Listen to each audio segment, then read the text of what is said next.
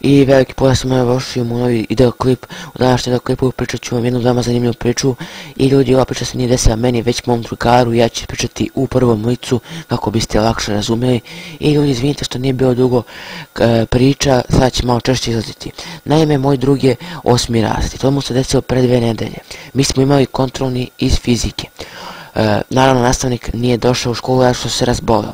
Došao je novi nastavnik na zamjeni i kod njega smo trebali da imamo kontrolni.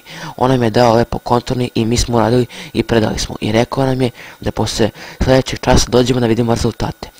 Mi smo posle kontrolnog saznali odgovore na pitanja i odgovore na zadatke kako je trebalo da se uradi. I mi smo došli kod njega na čas da vidimo šta smo dobili i te rezultate tog kontrolnog. Ali tada je i drugo odeljenje imalo kontrolni i on nam je rekao da ga sačekamo u njegovom kabinetu.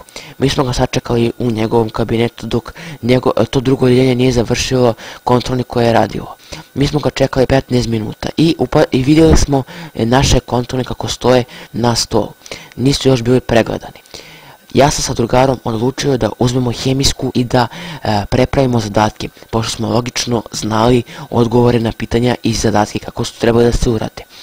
Mi smo to prepravili, naravno nismo imali hemijsku, već smo našli tamo u kabinetu. Kada je on pregledao kontrolni, ja i moj drug, to jest moj drug i ja, dobili smo 4. I posle toga to mi je popravio prosek. I ljudi, to bi bilo to što se tiče ove priče. Izvinjavam se što je bila ovako kratka. Ako vam se svidjela, ostavite like, share, subscribe. Vidimo se u sljedećem klipu. Peace out.